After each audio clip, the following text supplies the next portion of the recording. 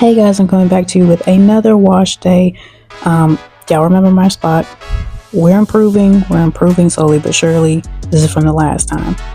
Don't mind me looking like Frederick Douglass. Y'all already know what it is. You already know that we're on the journey to healthy hair, fuller hair, and especially since I've gotten my highlights. Now, this is what my hair looked like after I took the braids down. My dookie braids from the wig is giving very full, very lush. And then this is me from September of 2022.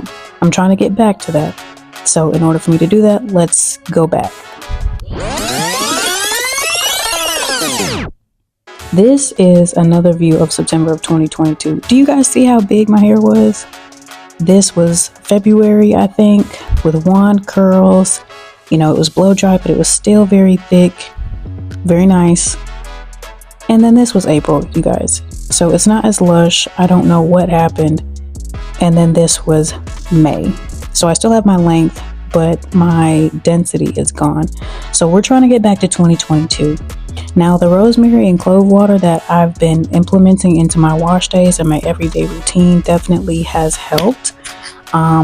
But I'm going to go ahead and tell you, here are some things that I recognized that definitely took a toll and impacted the health of my hair. One, I would say, is that I was not taking care of myself as I should have. Like, I wasn't taking my vitamins as I should have. Of course, I was drinking my water. I was exercising a lot more. Probably more consistent than I do now, but I just was not implementing vitamins or even really taking care of my hair as I would have liked to. Like, I think a lot of times I was just throwing my hair in the bonnet, not protecting it. And that's what I think took a majority of the impact on my hair, if not stress, you know, because I think we were all stressing at some point in 2022, 2023. It was a little bit of a stressful time for me. So here we are, we're twisting up my hair, and here's my length check. It's getting long, and you can see that the highlights are still flourishing and thriving with my, you know, regular products, my pre-poo and whatnot. So I'm going to go ahead and let you guys enjoy this, and then we will get into that.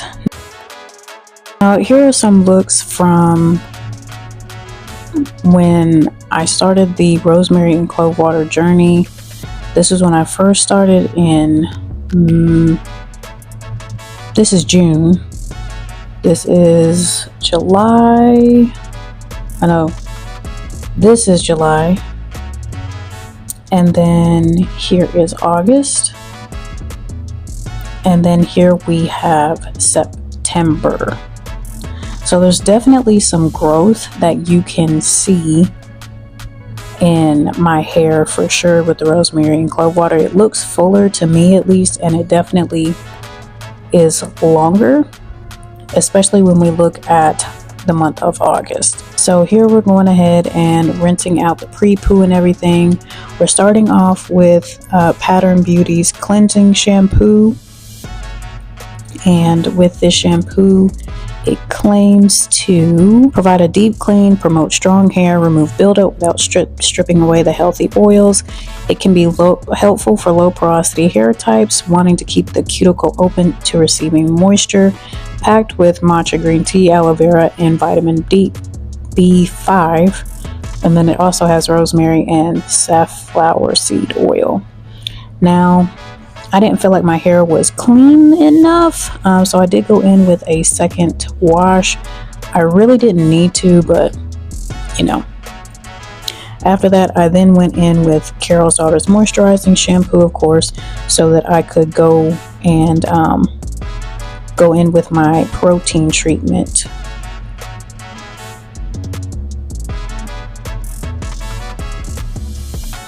After that, I did go in with Amica's Intense Buster Brass Purple Repair Hair Mask, and that claims to add a moisturizing and or to be a moisturizing and toning mask that results in significantly brighter and healthier hair. After that, I then went in with TGIN's Deep Hydrating Hair Mask, which claims to have black castor oil that moisturizes and strengthens and increases blood flow to the scalp to rapidly increase hair growth, and has biotin to restore health to damaged healthy hair. After letting Amika sit for 3 to 5 minutes and TGIN sit for about 10 as instructed on the container, I then combed through my hair,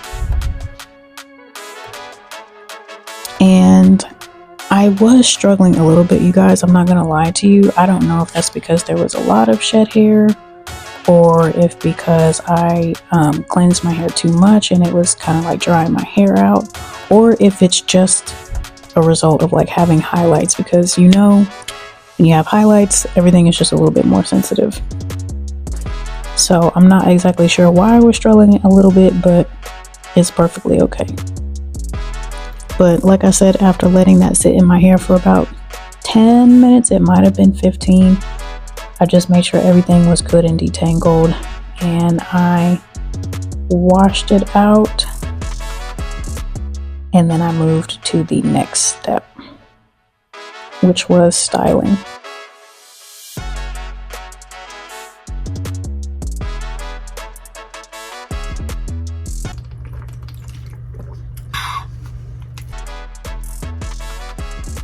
So I let my hair sit in a plastic bag to retain the moisture from the water just a little bit longer.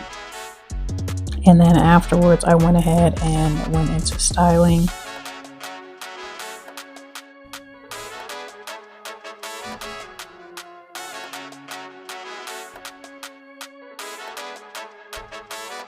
So we went in with the rosemary and clove water, our Cream of Nature argan oil, leave-in conditioner, Design Essentials leave-in conditioner, Jamaican black castor oil, and detangled. And then we added Camille Rose twisting butter as well, just to seal all the previous products in really well, so that we could go to our next step.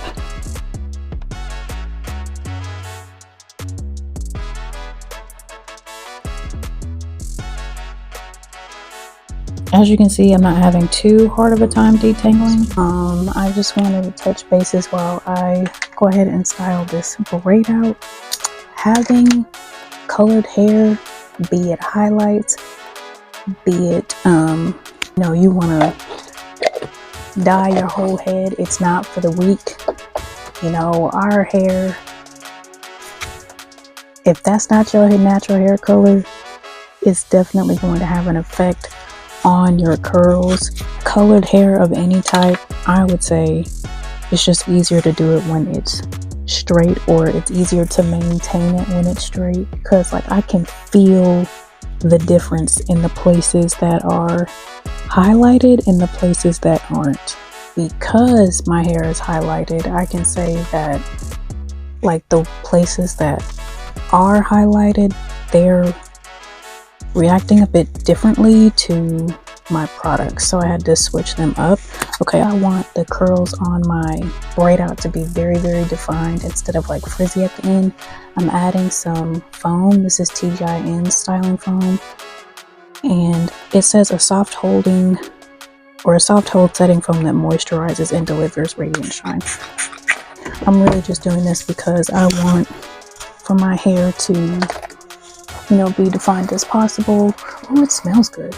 Like my hair looks nice and moisturized now, but when I was in the shower, y'all could probably tell like I was kind of fighting for my life a little bit. And I don't know if that's because of like the shampoo was fine.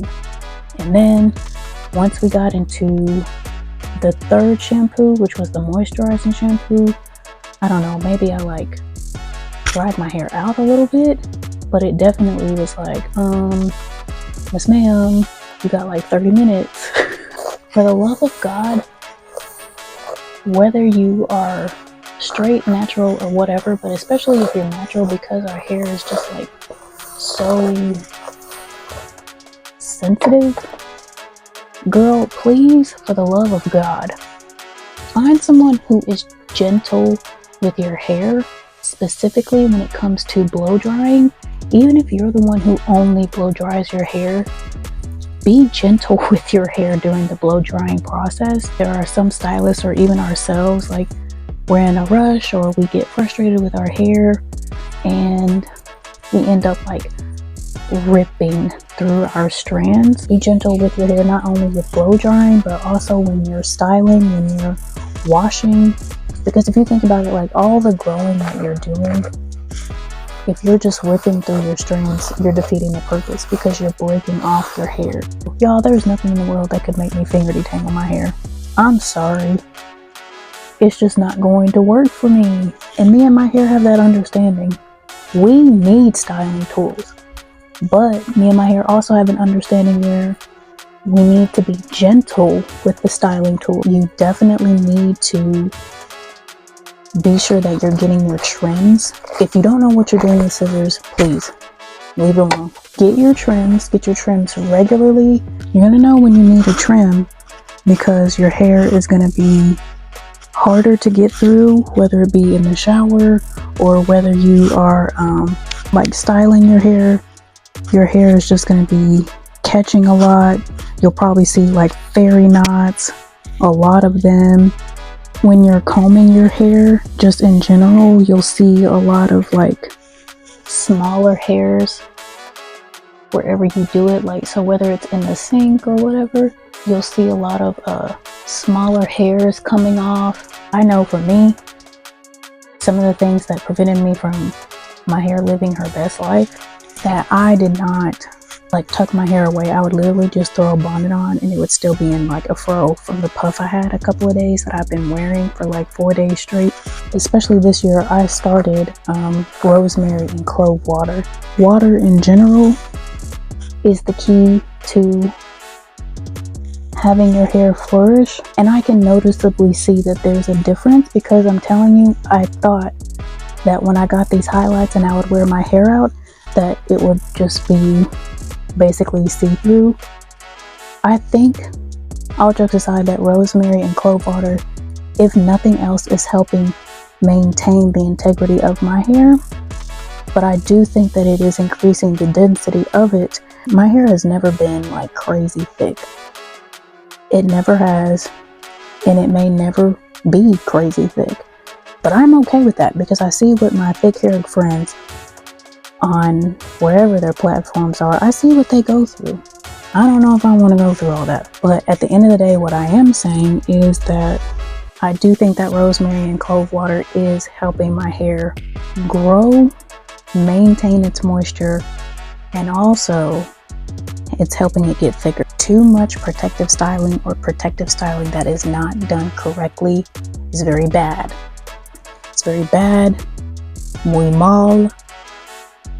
Vaya, like whatever language you speak, please understand and hear me when I say protective styling, when not done correctly or done too much, is bad. For the girls that get their hair braided, I am one of them because I cannot braid. For the girls that get their hair braided, but they go to, the girlies that are not really professional and slather your hair down with edge control or gel, whatever it is that they're using. If they're braiding your hair too tight, especially around the edges, or if you're doing a wig and you're not protecting your edges and you're sitting that glue right on top of your edges, or you do the ball cap method and you're not cutting your lace in the back and you're just letting that elastic band from the wig cap sit on the nape of your head, that's going to cause breakage. About 2.5 weeks through, I took the wig off. I really had no choice. I had to reinstall it. But I took the wig off and I moisturized my hair and then put the wig back on. And I will say, I feel like my hair maintained its moisture when I took the wig off and undid the hair. To add on to that, when you're taking your hair down for protective styles like braids, wigs, locks, like the faux locks and whatever, and you're not being careful during your takedown, if you're not using something to release the glue from that wig, yes, your edges are going to be ripped out and your skin too is probably going to be damaged. If you're not taking your braids down well, for example, not using something that adds slip, or if you're not detangling before you go into your wash, friend, you're going to have issues. Faux locks, sometimes they can be too heavy on your hair, and that's causing tension, which can cause tension alopecia, or just cause you to lose your strands in general. I've said this before in another video. Wash your braids and then moisturize your braids the same way that you would do your hair. I know it can be tricky with certain protective styling. Like, I don't know how that would work with a sew-in. I've only gotten a sew-in once in my life. I don't know how that would work with crochet hairstyles. Like, I don't know if you would just, I really don't know, y'all. I really don't. I can only speak for what I'm used to, which is like braids, wigs, protective styling with your own hair, like braids, twists, mini twists even. Clean your utensils, whether it be a clip like this, combs, brushes. You keeping that product from the previous time you styled your hair, hitting the rewind on everything that you just did in the shower or everything you just did in the sink when you washed your hair. You're adding previous things to your hair that doesn't need to be in there. I'm sorry that this video is probably a little bit longer than I would have liked. And so I hope that hopefully you learned something from this. Don't forget to like, comment, and subscribe. We are so close to 100, you guys. We're almost there. Come take this journey with me and let's just laugh it out. Let's just figure out what we're doing, how we trying to improve. And I'll see you guys later. Bye.